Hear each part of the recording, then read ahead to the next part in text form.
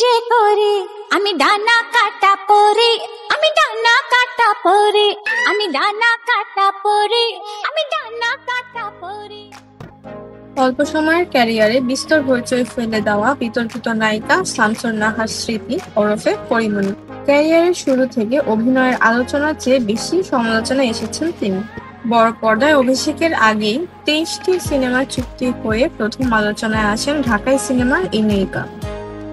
আপনাকে কোথায় যেন দেখেছি। দেখে থাকবেন, একই শহরে থাকি। স্যুটটা কি নতুন বানিয়েছেন? না, পুরনো। নতুন নতুন লাগছে। কিছুদিন আগেই কেনা, খুব বেশি একটা পরা হয়নি। আমি আবার এক কাপড় বেশি দিন পরতে পছন্দ করি না। বউয়ের ক্ষেত্রেও কি তাই হবে নাকি? আপনার কিছু বলেনি? আছে। বলেন। Your so beautiful. I know. চলেন রুমে চলেন। রুমে? বসার ঘরে, যেখানে সবাই আমাদের জন্য ওয়েট করছে। ও জি। সিনেমার গুণগত মান তোয়াক্কা না করে একের পর এক সিনেমায় নাম লিখিয়েছেন তিনি। এছাড়াও শৃঙ্খল জীবনযাপন এবং অল্প সময়ে প্রচুর ধন সম্পদের মালিক হয়েও বারবার প্রশ্নবিদ্ধ হয়েছেন পরীমনি।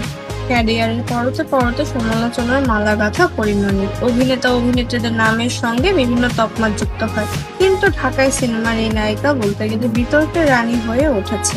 যেখানে বিতর্ক বা সমালোচনা সেখানেই পরীমনি। আমি সুইসাইড করার মতো মেয়ে না। আমি যদি মরে যাই আমাকে বুঝবেন, আমাকে মেরে ফেলা হয়েছে। আমি সুইসাইড করতে পারি না, আমি সুইসাইড করবো না। আমি আমার বিচার নিয়ে মরবো।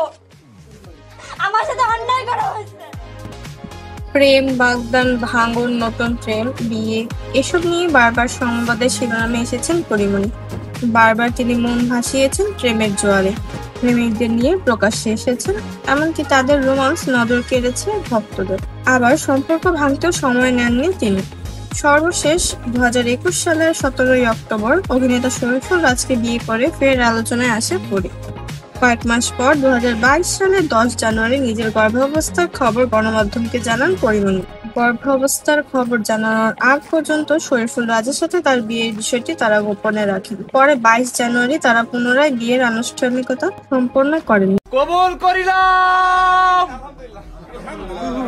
तू है वही दिल ने जिसे अपना कहा, तू है जहां मैं हूँ वहां। 2022 সালের 10 আগস্ট প্রথমবারের মতো তিনি পুত্র সন্তানের মা হন, যার নাম শামীম মোহাম্মদ রাজ্জু। তবে এই সম্পর্ক বেশি দিন টেকেনি পরীমনির। 2023 সালের 18 সেপ্টেম্বর পরীমনি রাজের উদ্দেশ্যে বিচ্ছেদের নোটিশ পাঠান। আমার দুটি নয়ন বাঁধা রইল রূপবানে ছায়া গো। আরে মরছি মরছি আমি মরছি, তোমরা মইরো না গো, তোমরা মইরো না গো।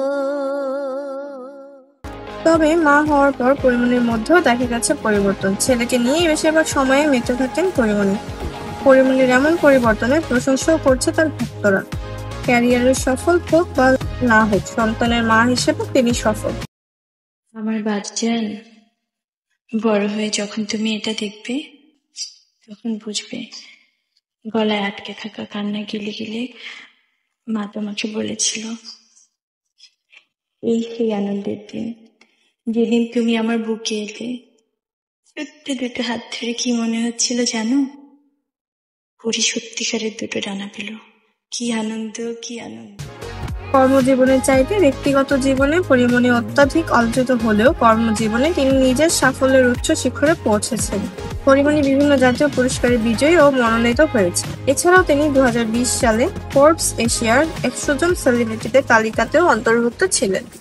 জানি না এমন দিয়েছি কখন, জানি না তোমার হয়েছে কখন, জানি না জানি না জানি না। দমে দমে পাই যারে তারে তো খুঁজি না, দমে দমে পাই যারে তারে তো খুঁজি না। ভালোবাসি তোমারে আর কিছু বুঝি না, ভালোবাসি তোমারে আর কিছু বুঝি না।